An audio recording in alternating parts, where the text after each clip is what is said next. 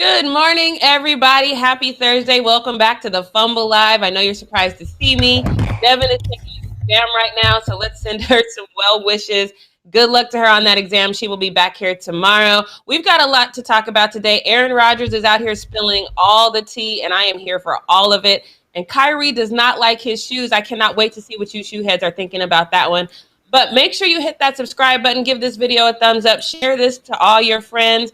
And now let's introduce the Fumble Squad. I am Jackie Ray, and look who's back with us today. Kevin! I don't know why. What's going on, Jackie? I love the voice act. I love it. That's enthusiasm. That's a great way to get started. On draft day. Yeah. I know. Here's a funny thing though. I'm gonna be in the air in the middle of draft. I'm flying to Denver, so I will be in Denver tomorrow. Hopefully the setup is right. My mom's internet is like archaic, so hopefully it'll be fine. But I'm gonna have to get the update when I land, but I'm excited. Is there anything you're looking forward to in the draft? Well, you know, I bleed that blue and orange. So we got two picks. Exactly. That's a lot of rumors, and I've been in different rooms with some people who are in the know and trying to get my intel together, but we'll see what happens. I mean, it's always a great night. It's in Brooklyn. I was thinking about going, but I'm still not trying to be around a million people. So I will watch it on TV and talk mess to friends on through digital channels. So what you mean? You're not from Florida? You're not ready to just get back out there and mix everybody? No, I am not from Florida at all. Florida, we could do a whole show on the mindset of Floridians, and I know there's probably a few here, but no, I'm a northerner to heart. All right, you guys, let's jump right into this need to know news because the Aaron Rodgers one is second, and I can't wait to let y'all hear everything he's saying. But let's get to this first one because this one, to me, should surprise absolutely nobody. That nobody is out here checking for your boy, Kyle Kuzma. If you're surprised by that, let me know in the chat because we need to have a conversation. But the Lakers are apparently having a very hard time trading for him because the entire league has seen tape on him and nobody is racing to the front lines to get him. That really puts the Lakers in a bind, though, because they don't really have much in the way of trades. Trez still has to decide what he wants to do with his player option. And then after that, there's still only 6 players under contract. And we know LeBron and AD are not going anywhere. That's just out. So then you really have Marc Gasol, who is 36. We all saw last season how much he was slowing down. And with him being slow and being 36, he's probably going to retire soon. So I don't know how much trade value you can really get for him. Then you have Alfonso McKinney. You know, he's a fringe player. He doesn't have a lot of value. And then after that, it's really Kyle Kuzma and KCP. So according to Michael Scotto of Hoops Hype, the Los Angeles Lakers tried to move up in the draft, which of course is tonight, and offer Kyle Kuzma and their 22nd overall pick to the Indiana Pacers for their 13th overall pick and salary fillers. They were turned down. So Kevin, first of all, how embarrassing is this if you're Kyle Kuzma and you know that they couldn't even trade up in the draft for you? Your value isn't even worth that. How embarrassing is that? Well, it is what it is. I mean, the Pacers are probably looking at it, and I think the whole secret is out that the Lakers really don't want Kyle Kuzma. So why trade for somebody that you will eventually, if you can't get a dance partner, just going to have to release anyway? So why give up? Why go down 7 picks, 7, 8 picks for what? I again, like I said, I think again a lot of it has to do with the Lakers devaluing Kyle Kuzma. Again, a lot of talk, a lot of conversation about him not getting along with LeBron, and a lot of that scuttlebutt that's been happening. So at the end of the day, I'll sit pat too because the guy's probably going to be released by September, and I don't got to trade anybody. I ain't got to do anything for you, and he's going to have to be on a contract where you will have to be a situation where he's going to have to now prove himself all over again. So, no, I would sit pat. There's no need for anybody to trade for him. The value's been damaged. So you think it's kind of the things that played out in social media with people kind of understanding his inconsistency and the Lakers not really hyping him up? You think all of that is playing into his trade stock going down? No, I don't think social media has one iota to do with the trade stock. But I think where there's smoke, there's fire. And I think, again, people a lot of, not everybody in social media, but there are people who are in the know, and there's obviously always some leaks. And the Lakers don't want Kyle Kuzma. It's just that simple. And again, if you can get a bag of Doritos for him at this point, they probably do that. They can't even get that. So so teams are saying, look, I don't have to trade. I don't think the kid is that bad of a ball player, to be quite honest with you. But again, if I know that the girl down the block is going to be free in another week, then I ain't got to make no passes yet. I'm just going to sit back and wait and sit on my porch as she walk by, because there is no reason to do anything, because he's going to be released anyway. And I think that a lot of the reasons that his stock has gone down is entirely on him. I think he has said too much. He said that in any other team, he would be a number one. He would not be a number two. But he's been drastically inconsistent. He hasn't done enough to level up his style of play. And the fact that he kind of believes his own hype, I don't believe that GMs are out there really watching his social media and seeing that he's not even doing anything about, like practicing. A lot of guys are out there, they're showing the work that they're putting in, and he's just showing his weird clothing. I don't think that plays into it much, but I do think when you're stepping back and you really kind of look at the value of Kyle Kuzma, it's like what you said. He's not a bad ball player. He's just not good yet. And we're not seeing him actually putting in the work that says, hey, I know I need to level up. He's not doing that. And I think that's what's damaged his trade stock personally. Go ahead. Yeah, I think he's reached his ceiling. It's an old adage now with college basketball players. If they play 4 years, the reason why they play 4 years, because they weren't able to leave 1, 2, or 3. And Kuzma's a 4-year player from Utah. He came out, was a nice complimentary piece. Let's face it, when they were dumping for AD, Lakers did not want to give up on Kuz. But I think he's reached his ceiling. I just think that it is what it is. He's a decent player, but it's not getting any better. And again, the Lakers realize in order to get down with the Wild Wild West, getting much more tougher and getting more competitive, they got to go a little higher. So if you got a guy that's already reached his ceiling, you know what he does, why keep him? So if we can get something for him, let's get it. But the rest of the league knows that just as well, and they're not going to trade anything for him. Why not put KCP on there, though? If you really want to trade up, if you really think you need stock, do you feel obviously KCP's stock is a little higher, but let's just talk about him for a second. That man went missing a lot too. You always had to put out an APB for him. So it's not like you can't, if you're going to get more value for KCP, then why not put him on the table now? Well, it's a lot of layers with KCP. KCP is a clutch client, and we know who runs clutch. And again, I mean, obviously the Lakers don't have any jump shooters. They can't completely gut that unless they have the reassurance that they can fill that position back. So again, I mean, if you got to play the two, if LeBron and the powers that be, rock with KCP, and if I got to get rid of one, I'm gonna get rid of Kuz. But I'm not saying KCP is not on the block either. I think I heard some trade rumors about him either, where he's got some people not willing, jumping out the window to get him either. So. Again, the Lakers, again, I know you're a Laker fan and LeBron first, but they got some things they have to do. I mean, Rob Pelinka's going to earn his pennies this summer. Yeah. I mean, see Jeremiah say KCP is good. I'm not saying KCP is not good. I'm just saying that he goes missing a lot.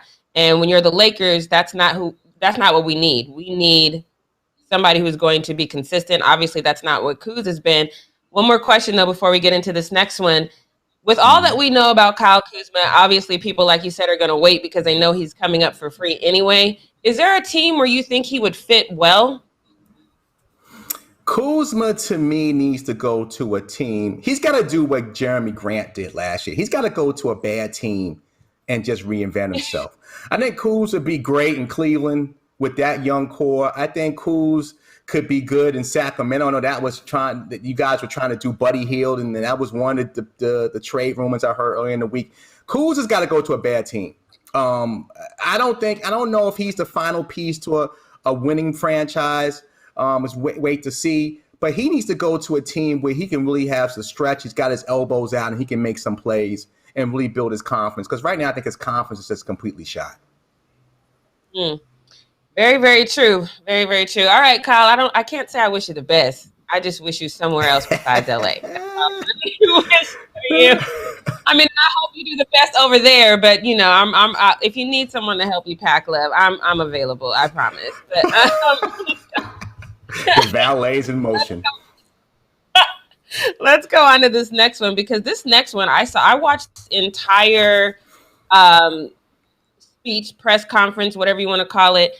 There was a lot to unpack with this Aaron Rodgers situation. If you didn't see his, training day speech, first of all, his mannerisms, the way he spoke, he was very matter of fact, but he's pretty mono anyway, but you could just tell that this is the definition of over it. And to me, this is the prime example of why, if you're a disgruntled employee, you give your 2 weeks, they give you your check the next day, because they don't want you spilling all the tea. They don't want you telling everybody how trash the organization is. This is why that happens. This is just very much an example of what used to happen to me a lot. But I'm actually at the same time really proud of Aaron Rodgers, because as far as sports talk, we have I don't even want to say speculated. It has been blatantly obvious that the Green Bay Packers have not valued Aaron Rodgers in any way, shape, form, or fashion. And it's not just Aaron Rodgers. They haven't valued a plethora of former players for that team, specifically him, though, because he's played so well. And coming off an MVP season, them still not giving him value. He spoke on a lot of things. One of the things that really kind of stood out for me was that the Packers did not want to give him a commitment for the 2021 season. That's crazy to me when you have a player like this man. And he said it wasn't even that they drafted a quarterback. It was a lot of other things leading up to that. So take a listen to this first clip. There was a lot of things that transpired. This wasn't, a draft day thing. This was started with a conversation in February at the season ended. And I just expressed, my desire to be more involved in conversations directly affecting my job. Also, I wanted to help the organization maybe learn from some of the mistakes in the past, in my opinion, about the way that some of the outgoing veterans were treated, and just the fact that we didn't retain a number of players that I felt like were core players to our foundation, our locker room, high character guys. Just everything about that. Like I said, his mannerisms was like, look, what y'all want to know? I'm going to tell you. It was just so matter of fact with what he was saying. The guys that he's talking about are Charles Woodson, of course, Clay Matthews, Jordy Nelson, Julius Peppers. Randall Cobb is actually coming back, but he kind of mentioned that that's too much, too little, too late for that situation, and some other players as well. And he made it a point. He says, look, Green Bay is not a vacation destination for people. If they're coming here because they want to play with me. Let me get involved with the recruitment situation, number one. Number two, he said a lot of these veterans left or were forced out because they were disrespected, lowballed on a contract, or not offered a contract at all. But let's just kind of unpack this first comment from him. What does this whole comment say to you? Well, you know what? Everyone in America should strive to be just as good in their job as Aaron Rodgers. To walk into your boss's office, tell them how you feel, and they still love you. At least they might not love you, but they still got to work with you. Is complete gangster. This was a gangster move by Aaron Rodgers. You know what? I don't like you, because I know in the conference he actually mentioned how much he loved the fans and the team. He stopped short by saying the organization. He almost said it, but no, I don't like the organization. And you got to rock with him. So he's telling you in so many words, you know what? I don't care what you think about me. You need me. And I know you need me. And I'm just going to lay it out. It was a gangster move. I mean, obviously, again, what Green Bay going to do about it? They going to play him opening day? Nothing's going to change. So I think, again, it's just Aaron's just laying it out. Obviously, it's not the one-on-one that you learn when you go to a sports academy or to a league team. They want you to talk through the media, not at the media. But you know what? It's kind of refreshing, and it gives us something to talk about this today and this morning. It was a gangster move, and I salute Aaron Rodgers. Yeah, and I feel like we kind of knew it was coming, because he's been dropping these little hints, like, oh, we'll talk about it. We'll talk about it. He said he toyed with retirement, which is, you guys have been watching. That's what I thought he was going to do. I thought he was going to retire, sit out this year, and then come back. He said he basically didn't do that because he didn't want to kind of be this lame duck, come off an MVP season when he has so much football left in the tank, and then have to retire and then not play a season. I respect that as well. He's basically saying, I'm only playing with Green Bay to exit, and I'm looking beyond 2021. Again, as a franchise, you have to understand that that's what you got now. You got a guy that's just here so he can get to next year. That's crazy to me, and it's all because all you got to do is treat him right. I want to show you one more comment from him, and then we'll wrap it up and talk about that too.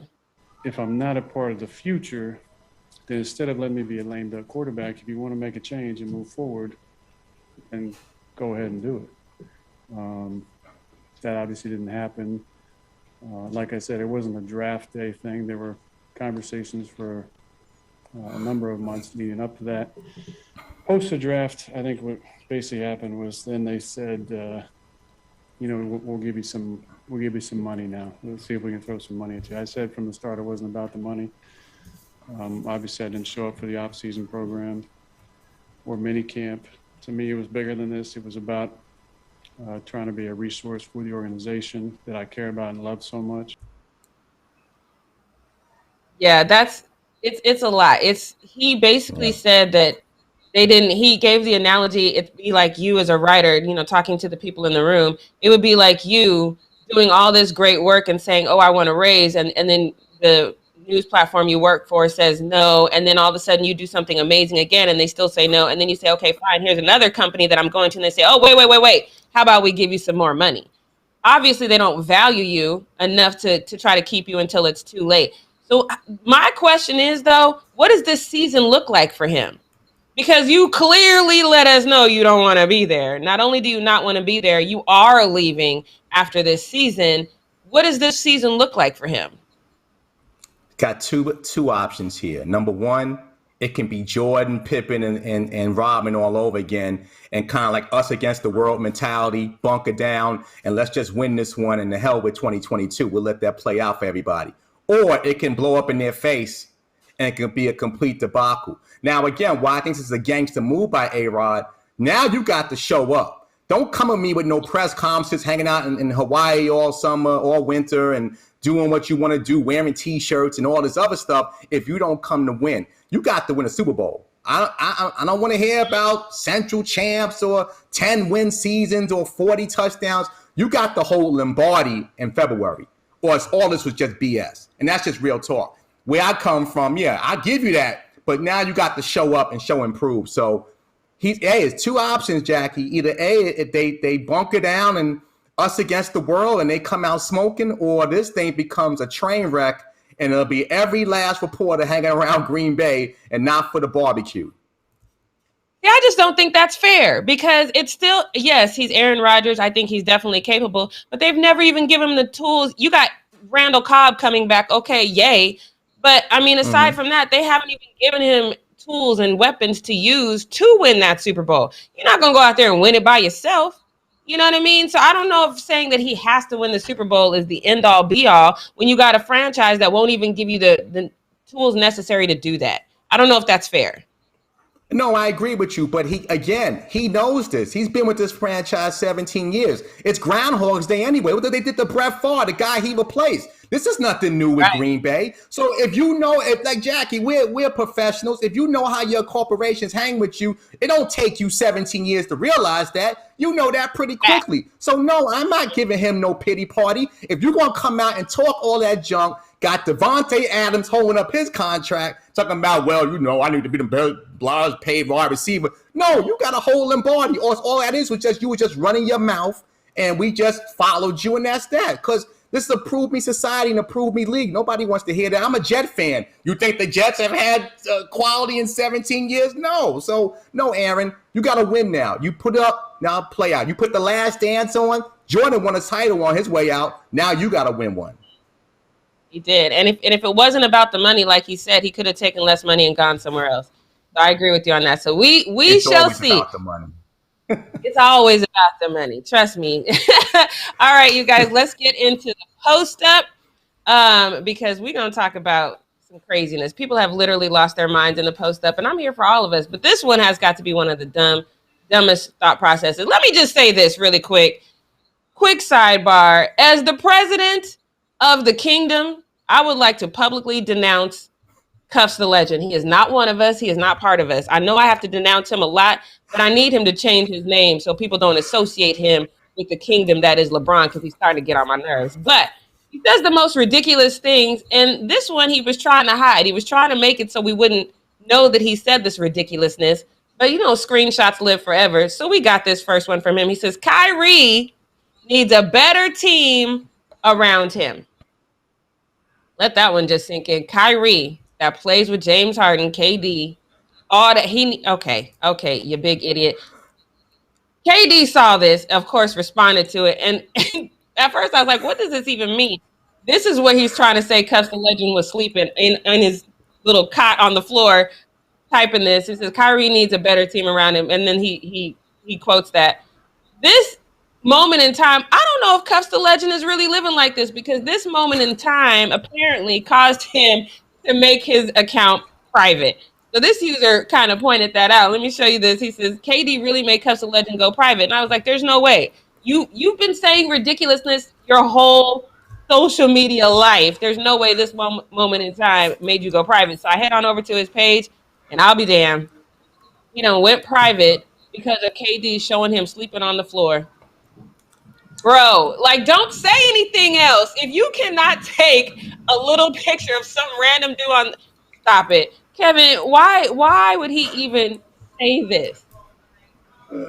Listen, you know, I did the same thing too. I mean, listen, Cuff, you know, he knows his sports. He's a sports guy, trains some athletes, so he knows his sports. But I don't know what else he wanted Kyrie to get. The Super Friends, Superman, the Hulk. I mean, who Shaft. Who else he wanted him to load up with? So, you know, obviously KD, as I've said on your show many times in the text, is the most temperamental superstar in pro sports.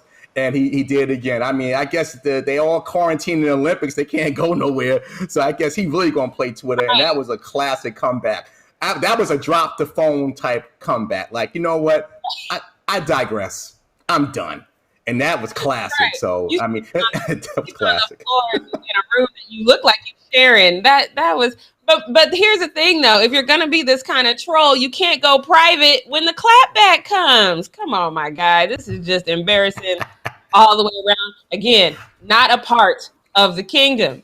Say that again.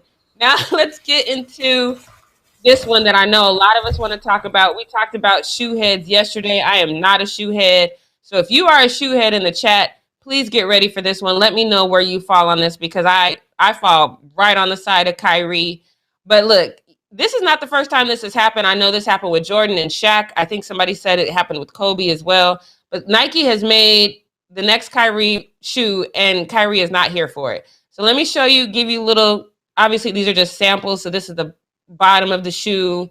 Again, I'm not a shoe head. This is just a little piece. So that's probably not a full great example. I don't really like that. But again, I'm not a shoe head. The back of the shoe, though, this next picture, that looks all right to me. I think that looks okay. I'm not mad at this. Kevin, are you a shoe head? Can you give me your first? Okay, JD already says those Kyries are trash. So what do you? I agree with JD. They are trash. Listen, I'm an OG, so, you know, I only wear the GOAT shoes. I mean, you know, you go in my closet, what Jordans you want. But the Kyrie shoes are not very appealing. But again, Kyrie's got to understand, this kind of takes me back to my LeVar Ball stance, is that, listen, you sign these contracts, they don't have to consult you. I mean, they can consult you as a courtesy, like, hey, you know what, we want this guy on board. And, you know, everybody's got a social media, everybody's a reporter these days, but they don't have to consult you. We paid you X. We have your name and likeness. You just like the Foreman Group. You think the people who make the Foreman Group called George Foreman, they want to make a change? No, we got your money. Right. We got your name, contract, and we got, you know, this is what it is. So if Kyrie has a problem with that, which he's, to me, a very intelligent and focused off the court player, build your own shoe. Again, you know, work out a situation with your Nike contracts up and build your own shoe, because again, Nike is telling you, especially after a pandemic, we don't really care your opinion. We're trying to make money, and we're going to do what we do, and that's that.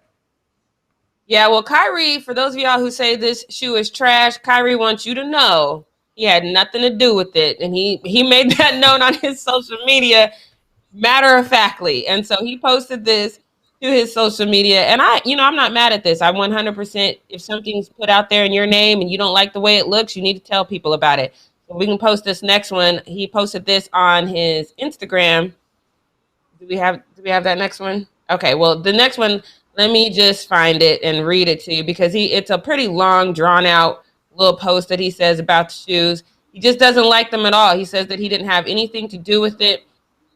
And he wasn't consulted on it. He wasn't asked about it. All of that good stuff. So let me see if I can find this and read his post to you because I really wanted y'all to know what he said. Okay, here it is. So he says, I have nothing to do with the design or marketing of the upcoming Kyrie 8. These are trash. In my opinion, these are trash. I have absolutely nothing to do with them. Nike plans to release it without my okay, regardless of what I say. So I apologize in advance to all of my sneakerheads and true supporters of the Kai 11 brand. So he basically slammed Nike himself. The fans out there were a part of that too. They didn't like the shoe and they basically complimented him on saying that the shoes were trash. So if we have the rest of those tweets in there too, I'm not sure. Yeah. So this says, Kobe was saying, this is what Kobe was saying before he died. He wanted to create his own shoe manufacturing company for players. Obviously, like I said, Nike has done this before. Like Kevin said, they don't have to consult you. This is a company. They're going to pump out shoes because they probably have deadlines for shoes. So another fan had another comment as well. I think we had one more, maybe not. Another fan says, it's all politics, bro. You got to take over Nike. Have someone with athletic background and knowledge take over Nike. That means all the positions because this is getting ridiculous. I'm checks for life, but this is disappointing. So obviously, shoe heads think that this is what it is. This one says, oh my God, because yeah, these definitely first pair I don't like at all. Shaking my head, Nike, y'all got to do better. And this guy says, just a slave to them, start your own. So I think, Kevin, you're right. I think that's the consensus. People are like, yeah, if you don't like the shoe, the only way to get around that is to make your own shoe. So I saw Jeremiah in the chat said that's why Steph Curry made his own shoe. To be clear, though, them Steph Curry's is trash. Them Steph Curry shoes is hideous. Things is not it. So maybe if you're going to make your own shoe, make a good shoe. That's all I'm saying. all the shade on that one. But let's go on to this next one. Because speaking of Kyrie, you just got to love this man. And I love that he speaks when it's necessary and he acts when it's necessary. I had no idea he was doing this, but again, this is how he moves. He kind of moves in silence. But I want to show you this post because it is a beautiful thing. This Kyrie Irving built a Panty Solar Center in Sindhi, Pakistan with his KAI Family Foundation. This center is providing over 1,000 villages with access to clean, healthy water. I don't think people really get how important clean water is. If you don't have clean water, it affects your whole life. Flint, Michigan. Maybe Kyrie can go over there, but Flint, Michigan, their kids are still finding health ramifications from not having clean water for so long. Give Kyrie a round of applause for this because this is amazing. This is different. We have the resources to fix these type of problems in the United States. Pakistan does not. I applaud him for this, and I love the look on people's faces when they're talking about this. Look at this little girl's face. She's just so happy. The caption under that says, NBA star and humanitarian Kyrie Irving built a Panty Solar Center with his family foundation. This center is providing the villagers with clean water. It's facilitating farming for families and providing light to women and children. If you're looking for a new team to cheer for, I highly recommend Mr. Irving and the Brooklyn Nets. So, okay, if you don't have a team to cheer for and you're just looking for a good guy, then do this. And I love this one, too. Look at how happy they look. Thank you, Kyrie Irving. We really got to give this man his props, give him respect right now because he is out here doing things that should be done. And I love this. Kevin, what do you think about this? I've always said Kyrie Irving gets it. Kyrie Irving, again, his father's family's from the Bronx, New York, same place I'm from. Kyrie Irving gives out food. In the middle of the pandemic, he was giving out food in the projects here in New York City. Kyrie Irving gets it. The guy helps out everybody. Boy, he just bought some kid a house that had an issue with, a terminal situation. He bought the kid's family a house. This young man, while you might have some issues on some of his thoughts with the world being flat and maybe, I'm taking sabbaticals off the basketball court, when it comes to humanity, Kyrie Irving is somebody that all NBA and all people should strive to be like. He totally gets it, and I'm a big fan of him off the floor. I'm a Knicks fan, but I'm a Kyrie Irving fan for multiple reasons, and this is one of those reasons why. Yeah, even when he was with Cleveland and LeBron and him had that little tiff on, I gave him the business then in that moment. But it's like family, right? Like I can give him the business because I've rocked with him for so long. You can't though. You're not gonna come out here and say something bad about Kyrie because he's such a good guy. He has such a good heart. There's little things about his personality that I love. I love that he's an avid reader. He's constantly learning new things. He's just an all-around good dude, and I think an example for us to kind of pattern after. And so if you don't like a basketball team, then I would agree with him. If you like a team, then stay with your team. I mean, don't switch a team. But let's move on to this next one because we talked about this yesterday, and I fully believed it. And I still kind of believe Kevin said something like this earlier, where there's smoke, there's fire. So I don't believe this is 100% false. But that whole sentiment that we put out that came from Henry Abbott about Dame would be willing to forego checks if they don't get a better squad. Dame and CJ both are saying that is a bold-faced lie. So it started with this post from Damian. And he kind of responds to this story from Henry Abbott with a face palm, basically like. And so when I saw this face palm, I was like, is that a oh damn this got out face palm? Is that a this isn't true face palm? What is this about? And then here comes CJ. CJ responded to that one as well. And he says, bruh, now he's saying you giving bread back, which is funny. Now, when you say it like that, okay, of course, that's one thing you don't mess with us. You don't mess with our money. Now I'm like, okay, maybe that wasn't right. Dame comes back and says, yeah, this is just getting out of hand. He says, and that ain't true. It's getting out of hand. This is what CJ responds, and this is what I want to happen. I need to have one of these visual audio podcasts from him. CJ says, bruh, at this rate, we're going to have to do an emergency press release on my podcast if they keep this up. Yes, all of that. Dame says he's with that. He responded with it. He agrees. And I'm like, just don't talk. He says, sign me up. Let's do it. Don't talk about it. Be about it. If this isn't true, because at this point, Dame, we know you want something to happen. And if you're not willing to forego checks, what are you willing to do?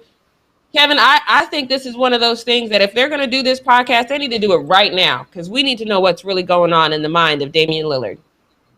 Well, again, they're sitting in quarantine in the Olympics, so it's plenty of time to do videos. Again, I mean, my theory is with Dame Lillard is this, like, if you want to go, just say you want to go. Like, let's stop playing the riddles. Everybody knows you want to go. It's just like the Chris Rock thing. You did it, just admit it. You want to go. So we don't have to keep going through the song and dance. Listen, just tell the Blazers what you want to do. Obviously, I'm not mad at CJ. We all do shows. Listen, that's going to have great ratings, and get a couple of sponsors for that one. So I'm not mad at him in that. But again, it's always convenient for people to talk about giving up money until it's time for payday. When payday comes, wait a minute, I ain't trying to give up no bread, which I'm sure he's not. But Damian Lillard is savvy enough to realize that's going to cause some communication. If I told my employee, you know what, I need change now, and I'm going to give up a check for it, I can do that on a Monday if my payday is Friday, but I'm not having that conversation Thursday night because I want my pay on Friday. So, again, get it out there, say what's on your chest, and let's just move on because, you're starting to be Aaron Rodgers of NBA. Just tell me what you want. If you got to go, you got to go. See, and this is what I said yesterday. He had this perfect time before he signed on the dotted line, before he signed that Supermax contract to say, if I'm going to stay, this is what I want. But instead, he signed first. And when you sign first, that's a level of commitment to the way the team is right now. So I think he kind of missed his opportunity to change the team a little bit. You got Chauncey, and then you come out and say, well, a coach can't do it. Well, what can do it? And why won't you say that? What do you think could fix this team? I think, again, when it comes to Dame, the ship has passed. I mean, yeah, I like Chauncey Billups. I'm a big fan of him, but you're not, like I've mentioned before on this show and others, you're not getting, that's not a destination point. That might as well be Green Bay, Wisconsin, Portland. It's a beautiful state. Don't get me wrong. Rose City, I get all that. I've been there a couple times, but they're not getting free agents. It just is what it is. So Dame, when you had the leverage, when they were trying to sign you, maybe you could have got a trade. You had LaMarcus Aldridge at one point. That didn't really work out. Portland's had some issues in the past with Brandon Roy, injuries and things like that. I get that. But those were guys that were all drafted to the program. At this point, I think it's just he needs a fresh start. When there's smoke, there's fire. We mentioned that earlier about different posts. When things start to leak out, it's time to go. And this is just time to go because it doesn't help anybody. It's not beneficial even to him. Just go. I know he's got this thing about his image and he doesn't want to do the AD or some of the other. LeBron did the decision and all this. But listen, if you want to go, then go. But you don't owe anybody nothing. Let them know the deal. Give me some teams and let's try to make the best trade possible. Yeah, Zen Master said Dame didn't say anything. We're literally making it up. That is not true. Dame said specifically that Chauncey Billups coming to that organization they were not a championship organization. If he didn't say anything else but that sentence says a lot. It says that you don't have faith that the organization as it stands right now can do anything. So, of course, you can take that statement and run to the moon and back because you don't believe in your team. That's what that statement says. So I disagree with that, Zen Master. He said a lot. And sometimes what you don't say matters more than what you do say. Kevin, I feel like you have one more thing to say. No, I just think obviously, he needs to make a move. And again, him doing this conversation with CJ would be refreshing. We'll talk about it. It'll be great fodder. But I just think that, you know what? Let's get the conversation going. Why wait another year? Why go through the year? All the equity you built in Portland, why lose that with a year of disenchantment? Just time to go. End of the relationship. Right. Yeah, Zen Master, I hate to tell you this, but you tripping. That was a big statement, and that was a profound statement, and that started this whole train of him not being – well, first of all, we knew he probably wasn't happy. Not winning does not make you happy, just for the record. So let's move on to this next one because I am 100% on Team Giannis with this one. I feel like some of y'all are going to feel some type of way. I do not. But it started off with one simple, and this is a question that I've been asking a lot because I haven't personally – I saw someone earlier say, are you watching the Olympics? I am not. I haven't caught any of it because then when it says it's on, I turn on the TV and I can't find what I'm looking for. This one says, what time is the U.S. team playing tonight and which channel? That's a great question to me because I haven't seen one U.S. I've seen it on YouTube after the game is over, but I haven't seen it live. So I was like, okay, yeah, that's a great question, Giannis. Let's find out. This user's like, bro, just give it up. You're not going to watch it because we know how you feel about this kind of stuff. So the guy on the bottom says, oh, man, knowing how you feel about a subscription, you're not going to like the answer because you have to pay to watch it. And he says, if I got to pay, never mind. And I know some people probably felt some way about that, but I was like, you know what? I'm not going to even let y'all shade Giannis on this because if I got to pay as a U.S. citizen to watch the U.S. men, I'm not paying for that. I'm not doing it. I do like this user, though, because if you got to figure out a way to get Giannis on your team, this is the great way to do it. I have 5 30-day passes left. First of all, pow. And then he says, holler if you want one. If I was Giannis, I would definitely get in touch with this man. Facts. I am with Giannis on this. Y'all, those of you in the chat, have you seen any men's Olympic basketball games? Kevin, that's my same question for you. Have you seen one of the men's Olympic basketball outside of YouTube? I know a lot of people have watched it after the fact. Have you seen one live? No, and I won't. And again, shame on NBC for trying to sell Olympic pride to people in the United States of America. This is what's wrong with our country. I got to go pay to watch and be loyal to the USA to watch sports. I got to go to Peacock and pay $5. I'm not doing it. No, I don't blame Giannis. Giannis' mama sold T-shirts in the street of Greece. I don't blame him just because he got a lot of money. That boy come from humble means, man. I'm not giving you $5. He spent enough on them chicken wings after the championship. So I don't blame him. NBC, shame on you. Yeah. Really, and I just don't think it's basketball. JD says he watches the highlights. My Glock says no. So okay, good. I thought y'all was gonna run me. I was like, no, I ain't watching this. I am not. And the thing is like the way I have Hulu, but the way Hulu has it set up, it's like this whole grid, and I'm not doing all of that. If it's not gonna just pop up, I'm not watching it. I'm so sorry. Y'all say what you want, but let's move on to this next one because this next one.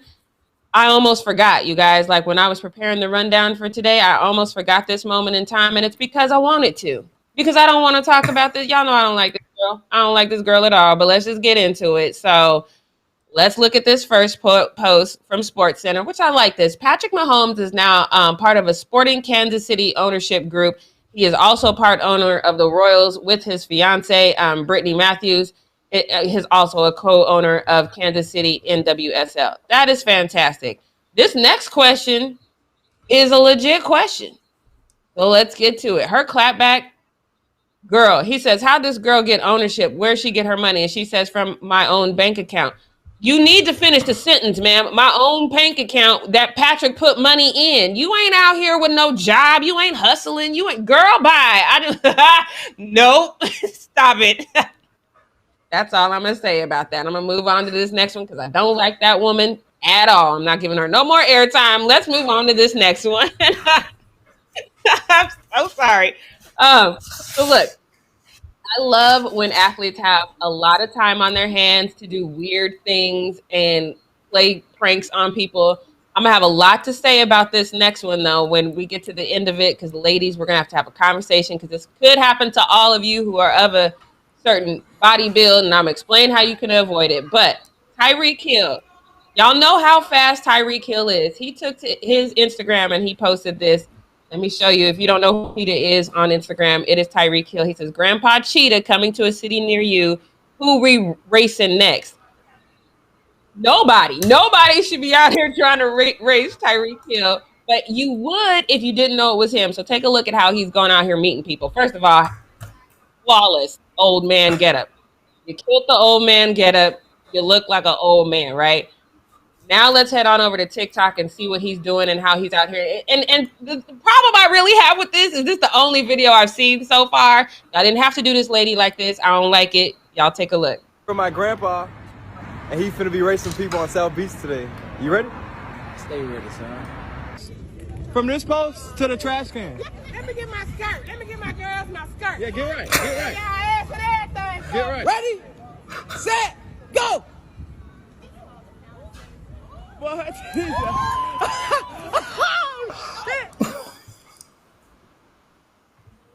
You didn't have to do my girl like that. You just didn't have to do my girl like that. It was absolutely Kevin. Oh my God! When keeping it real goes wrong. Right, because she was ready. She's like, let me get this. And I can empathize with this situation for a couple reasons. One, this has happened to me. I didn't fall like this. Let me just tell the ladies in the chat, okay? If you are top heavy, you will always fall like this. If you do not wear a sports bar to hold them bad boys in and you lean over a little bit, gravity will win 100% of the time. That's number one. Number two, I've been that girl that kind of felt myself because I'm pretty athletic. I'm like, oh, I got this. I didn't fall like this, but I got dusted. Dude had time to call his mom by the time I crossed the finish line. It was quite embarrassing. So I get feeling yourself, but it's not fair. She thought this was an old man. And you posted sis falling and rope. Kevin, Tyreek wrong for this. He wrong for this. He better stop doing this. People will try to sue him. I mean, listen, he must got a lot of free time on his hands, and it makes for good video. I'm not mad at him, but Tyreek, don't do this no more. Somebody now that young lady comes up with a raspberry or a scrape somewhere, she's going, I'm calling a lawyer, and we know today's lawyers, somebody will take that case. You don't need that headache. Just walk around, maybe do some other things besides running. I didn't even think about that, but that's her own fault. She had them girls a long time. She knows she can't lean over like that when she run. No, ma'am. You knew that. And probably intoxicated at South Beach. Like, I got this. You got this ground. Let me introduce you. That's so bad. Oh, Tyreek, you wrong for that. It's funny, but you wrong for that. Let's go on to this next one. Because this next one, probably should have done this flipped because this one's kind of sad to me. Because we talked about this yesterday, and I have to admit I missed it because there's a team they do these murals in Long Beach, and I should have gotten it immediately because one of the things I've reported on there is how they do these amazing murals, and then people come put graffiti all over them. And that's hurtful because I don't think people understand the amount of work that goes into doing one of these murals. So I want you guys to take a look at this photo. This is the beautiful young woman who painted that mural of LeBron. Her name is Sade, and she has a website called Art World, and she's working to build up her art, and this is beautiful. I love this moment in time for her to be able to stand in front of this mural. She posted about it, you know, before this it was defaced. She posted about it on her Instagram. She said, "Crazy how this is my first mural ever, and the first mural of LeBron done in Akron." And when I read that, I was like, "Are you for real? Y'all think I know?" Wow. And she says, "I am so grateful for the opportunity. Words can't express how thankful and blessed I am. I'm just glad to be able to dedicate this mural to Akron. The city deserves some art, and so do you, King James. I hope you love it.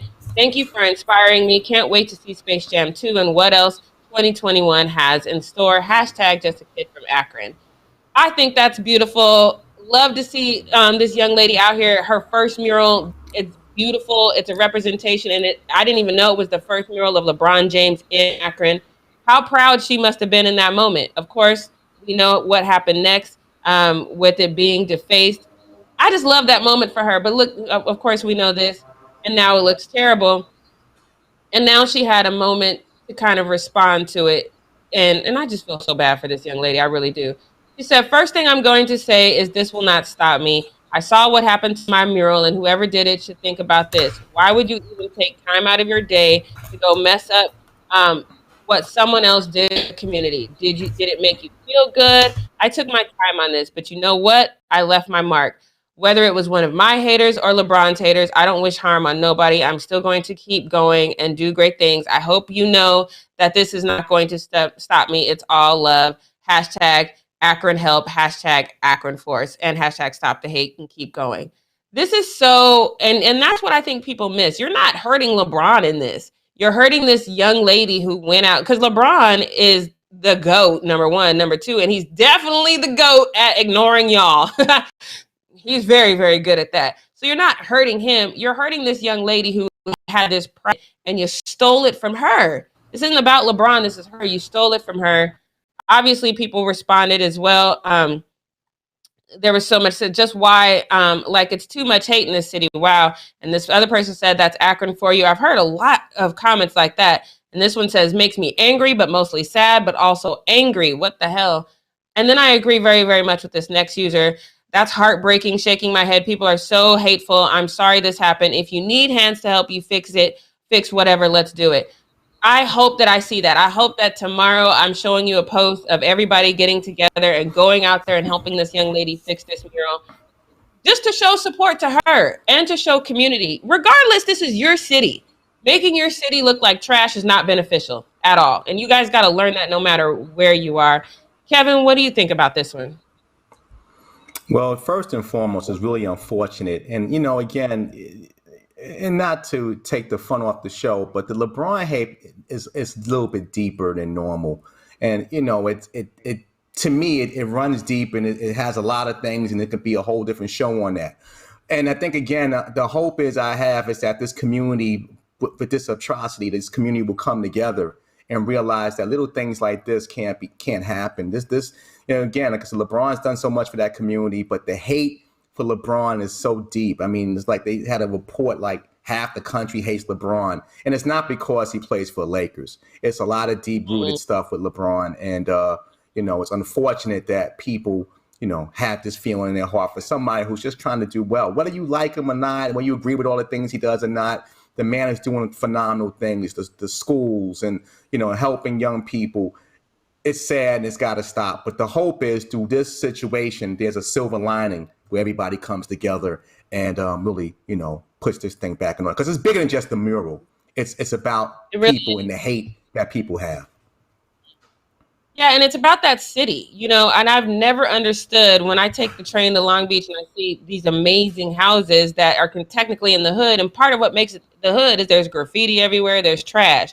The hood is a mindset. It's not a place. That's first and foremost. So don't go out there and make your area, your city look like the hood. Stop that mindset and support this young lady. I agree with Kevin 100%. The hate for LeBron is weird because the man's never done anything wrong. Let's just be honest about it. He's never done anything wrong. He's never done anything that says, oh, you know what? He broke the law over here. He beat this person up over here. None of that has ever happened. He's gone out there and he's played basketball at an extremely high level and tried to make the world a better place. What are you hating on? That's it. And I see Vapo said this is why you keep politics out of sports. Absolutely, positively not. Sports and politics have existed in the same playing field since the beginning of the time. And let me just let you know this. The United States of America goes out of their way to keep politics in sports because they're the ones that paid the NFL to have the national anthem played so they could up military recruitment. So that's your country. So no, we're not keeping politics out of sports because politics affects sports players. Stop it right now. Let's not do that. So this hate for LeBron is weird. Let's move on. Let's get into what we're not going to do. Kevin, I cannot wait to hear your thoughts on this one because I don't know if I'm on the right side of the fence on this one. I don't know what the fence is. I don't know. This one is just weird. If you don't know who Kelvin Benjamin is, he's a wide receiver. He's kind of been a journeyman since coming into the league in 2014. He played 2 years with the Panthers. He also played with the Bills and then the Chiefs. Now he's with the Giants. But I want you guys to take a look at this post because this post lets us know that right now this man does not have. So it says Kelvin Benjamin told Zach Blatt that the Giants cut him because of his weight. His was at 265 at the end of minicamp, and he was told then to get down to 251 for training camp. He showed up weighing 268, so he gained 3 pounds. But he passed all of his conditioning tests, and now he's calling, everything that the Giants do is a hoax. So, okay. So before we get into, people's thoughts on this and what Kelvin had to say about this, let me just let you know this. If they tell you to lose weight. I mean, it just doesn't make sense to me how you gain 3 pounds. At bare minimum, drop down to 259. So at least we can say, you know what, he's doing the work. He's close. But if you gain a weight, I can't even give you credit for doing the work because it doesn't look like you're doing the work. I understand that muscle weighs more than fat, which is why at this point you probably wouldn't lift any weights. You would just do a ton of cardio, change your diet up. If you do that, you can lose at least 5 pounds easily by the start of training camp. So it just shows me that you didn't do what you were supposed to do. So that's number one. So this to me is a no-brainer. I don't understand. If they told you lose weight at your job. So he took to Twitter because he's mad about this whole thing. And then people are on both sides of the fence with me. This guy says, so we're fat shaming now. Kelvin Benjamin is a 1,000-yard receiver and definitely better than every pass catcher on that team aside from Stephon Diggs. Okay, I'm not arguing with that. And this one says, dude gained weight but wants to blame it on us. I'm on both sides of that fence. On one side, if he passed all of the tests that he was supposed to pass, maybe let him some more time, but now let's get harder on him and make really stiff consequences. On the other hand, I told you to lose the weight. Why didn't you lose the weight? So I'm on both sides of this fence. This next one is his response. He says, I have a perspective on Joe Judge. That's a head coach. He's not a coach that can ever win a Super Bowl because he sits there and cusses all day. You can tell he's one-sided about everything. He's a know-it-all. That's how it's not supposed to work. All of that can be true, but you still didn't lose the weight. You got to take some ownership of that. You got to say, you know what? I didn't do what I was supposed to. You gained 3 pounds. You can't show up heavier. What we're not going to do, while it might be true about Judd, don't get me wrong. I'm not saying that it's not. What we're not going to do is not accept that we didn't do what we were supposed to do. And had we done what we were supposed to do and passed all of those physical exams, we would probably still have a job right now. So don't throw shade because you didn't do what you were supposed to do. We could talk about the problem with the head coach later, but right now we got to talk about you. And you didn't lose the weight. So I'm okay with this. I'm not mad at him getting cut for coming 3 pounds heavier. Kevin, what do you think about this? Listen, you're a pro athlete. And you're talking about, I mean, like, oh, I came in, I'm in great shape. No, you're not in great shape. They told you lose the weight. They gave you the blueprint. Lose the weight. The man gained 3 pounds. Kelvin Benjamin, right. For those who don't know about Kelvin Benjamin was a star receiver that played with Jameis at Florida State. They won a national championship together. He was a wide receiver. He ate his way to being a tight end. So they had to move him from wide receiver to tight end because he couldn't put the food down. And again, a lot of guys deal with weight issues. But you need to realize when I sign you and I give you a direct order, then you need to do that order. Not that he didn't even do that order. He gained weight. So, nah. And then the person on Twitter with the fat shaming, no wonder that was a person with no name, because you sound stupid, whoever that was, fat shaming. This is pro sports. This is not Little League. They paid millions of dollars. He could have got himself I don't know what he was doing, but obviously he was eating a lot of fast food and Chinese food and pizza and all that other stuff that they have here in New York. Because if you would really focus on his talent and realizing I'm a journeyman, this is my last shot, you do everything they tell you. They tell you to run through a brick wall. You probably say, okay, which wall you want me to run through? So no, Kelvin Benjamin, save that. Goodbye, and maybe you can get a chance up in Canada. Something, but yeah, I'm with you on that one, because look, maybe he was hanging out with Floyd Money and they were just doing McDonald's every day. I don't know, but you showed up 3 pounds heavier, and that is on you, sir. Period. I don't care. Coach could be trash, but you didn't do what you were supposed to do, so it is what it is. I forgot. I knew I was. That's why I'm so glad that I reminded you guys yesterday. But if you have some speed typing in you, tomorrow is Fan or Foe Friday. We got some comments that I knew I was gonna forget. So just go ahead and speed type right now if you have any questions. A lot of you probably have comments that we're already going to take anyway. If you have any questions for myself, Devin will be back tomorrow. Kevin, thank you so much for joining us. Once again, he's at 950 Kev on all social media, right? Yep, all social media. And it's always a pleasure to ride with you guys. Thank you to the team, and thank you, everyone. And good luck, Devin, on that test. Knock him dead. Yes, and I don't know if y'all noticed, but Kevin got a background now. He's officially our feeling guy. He got the background now. What? I love it. That's all actually right, real. That's real. That's real. The whole thing. It's not a green screen. It's real, and I love it. Thank you so much, Kevin. We appreciate you guys. Thank you guys so much for in the chat. Again, speed type away. We will see you tomorrow morning at 9 a.m. Pacific Standard Time for the Fumble Live, and Devin will be back. We'll see you tomorrow. Bye.